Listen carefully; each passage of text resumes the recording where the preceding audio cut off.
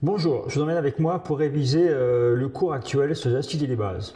Alors, on peut symboliser un acide par AH, qui est, dans la définition de la théorie de Bronsted, est susceptible de libérer un ou plusieurs protons, en l'occurrence ici c'est un proton, et le proton va être accompagné par sa base conjuguée.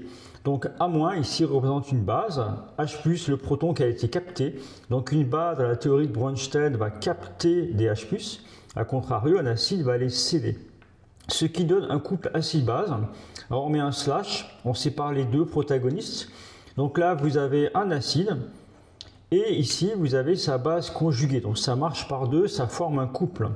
Alors voici un exemple. Alors pourquoi pas l'acide méthanoïque. Alors pour les acides, le groupe fonctionnel c'est le groupe carboxyle, COOH. Et ici vous voyez on a adjoint tout simplement un seul hydrogène. Donc on a un seul carbone, et dans la nomenclature, un carbone, nomenclature systématique, pour un carbone ça commence par mètre. Donc là vous avez l'acide méthanoïque. Alors pour montrer la demi-équation, parce que quand on met un égal c'est une demi-équation, on voit qu'il va libérer H+, et on complète en réalité la chaîne carbonée ou oxygénée jusqu'à ce qu'on ait l'équilibre des atomes, et il faut équilibrer avec les charges. Donc par déduction, nous avons la base conjuguée qui s'appelle l'ion méthanoate. Si on vous demande d'écrire le couple, on va écrire HCOH, un slash, HCO-. Donc voilà pour la notion de couple acide-base, on en a beaucoup. Alors un autre exemple très connu, c'est le couple de l'ammoniac qui a été évoqué en classe.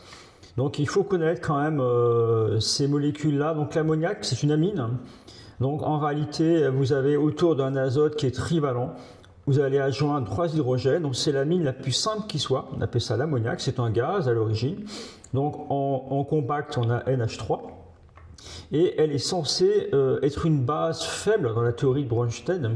Donc une base, normalement, est censée capter H+. Vous voyez, on voit bien formellement ici se décrire une demi-équation. On met un égal, l'amine qui est une base, elle va capter H+. Et si on ne connaît pas, par exemple, son acide conjugué, ben, par déduction, on voit qu'il y a un azote, 4 hydrogènes. Pour équilibrer les charges, on écrit NH4+. Alors ça, c'est l'ion ammonium.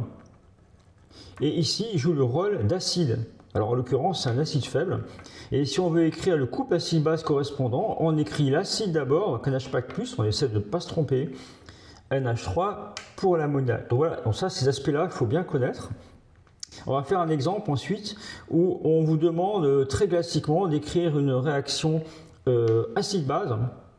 Donc là, on va faire réagir un acide avec une base qui ne sont pas du même couple. Un petit exemple, si on vous dit par exemple, on voudrait faire réagir comme en classe, ça a été vu. Alors l'acide éthanoïque, donc il s'écrit comme ça, voilà. La formule semi-développée, alors c'est un acide carboxylique, donc avec deux carbones, donc CH3COH, on voit le groupe carboxyle et les deux carbones présents. Il va libérer son proton H+, vous voyez, et on va adjoindre la base conjuguée CH3CO-. Donc là, vous avez un couple, on peut l'écrire à côté. Donc niveau méthodologie, c'est bien d'écrire les demi-équations d'abord et d'en déduire par la suite les couples correspondants. Des fois, on arrive à déduire la base qu'on ne connaît pas toujours. Donc voilà pour cette équation. Et si on vous dit on veut faire réagir cet acide éthanoïque avec de l'eau, donc en dessous l'acide, vous écrivez H2O, parce que c'est un réactif, vous mettez un égal. Donc là, lui étant un acide, l'eau a deux rôles possibles, on appelle ça une espèce amphotère. Donc là, en l'occurrence, l'eau va jouer le rôle de base. Donc par définition, va capter H+. Alors on voit que par déduction, il se forme l'ion oxonium. Retenez bien les noms, les formules de ces espèces chimiques-là très courantes. Et si vous faites le bilan, donc on additionne tout, on va avoir l'acide éthanoïque, alors attention, il est en phase aqueuse, on est en solution aqueuse ici, plus H2O. H2O est en solvant, même si ici elle joue le rôle de base, on met liquide pour l'état physique. Voilà, alors c'est un équilibre, on n'a pas encore vu en classe, on va mettre une double flèche. Dans les produits, vous avez CH3CO- aqueux, plus, eh bien, l'oxonium formé. Alors dans le visuel, on retient souvent qu'un acide dans l'eau, un acide faible dans l'eau, va libérer bien sûr sa base conjuguée et des ions oxonium. Donc comme ça qu'on repère tout de suite que nous avons affaire à un acide dans l'eau. Donc bien savoir refaire cette méthode. Souvent les équations posent problème et bien mentionner les deux réactifs à gauche. Le égal est formel, on peut écrire dans un sens ou dans l'autre, c'est le contexte qui va vous le donner. Donc voilà pour l'équation. Autre cas, par exemple, si on vous dit on va placer l'ammoniac dans l'eau, et si on vous demande l'équation de la réaction, eh bien, même technique. Alors l'ammoniac, on connaît, c'est NH3, c'est une base, elle va capter H+, égale l'ion ammonium, qu'on a vu précédemment, et elle va réagir avec de l'eau. Donc là, tout de suite, je mets H2O, égale. Alors ici, si l'ammoniac, c'est une base, l'eau va jouer le rôle d'acide, c'est possible, hein, elle a les deux rôles possibles, suivant le contexte, et un acide va libérer H+.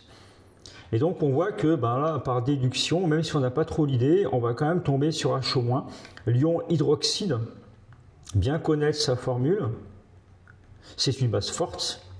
Alors pour le côté faible ou fort, on verra dans un chapitre ultérieur. Alors vous voyez qu'en fonctionnant comme ça, souvent par déduction, on peut ensuite en déduire les deux couples présents, donc le fameux couple de l'ammoniac, un autre couple de l'eau, alors là faites attention, l'eau joue le rôle d'acide et la base conjuguée c'est HO-. Si vous faites le bilan, NH3, alors ici elle va être en solution aqueuse, hein, ça a été dissous dans l'eau, plus H2O liquide qui joue le rôle cette fois-ci d'acide, c'est un équilibre dans l'eau. On va trouver en produit NH4+, aqueux, plus HO-, aqueux. Voilà, donc essayez d'appliquer cette méthode de résolution pour écrire les équations. C'est vraiment les toutes premières questions des exercices. Enfin, on a terminé le cours la dernière fois en parlant de la notion de pH. Et cette notion, cette grandeur pH est liée, alors ce n'est pas linéaire, mais indirectement, elle est liée à la concentration en ion oxonium dans la solution testée. Et pour que ce soit homogène, on divise par C0, qui est la concentration standard. On prend 1 mol par litre, donc ça ne change pas le calcul numérique ou les valeurs, mais cela rend cette fraction homogène à aucune unité. Donc H3O+ est un mol par litre, C0 est un mol par litre. Quand on fait le rapport, c'est adimensionné, il n'y a pas d'unité. Et il faut que ce soit comme cela, car on voit que par homogénéité, un pH n'a pas d'unité. Donc voilà pour l'expression à connaître absolument par cœur. Donc pH égale moins log d'H3O+ sur le C0. Voilà, nous en sommes là en cours. Essayez de bien maîtriser ce qui est vu sur cette feuille pour aborder le prochain cours.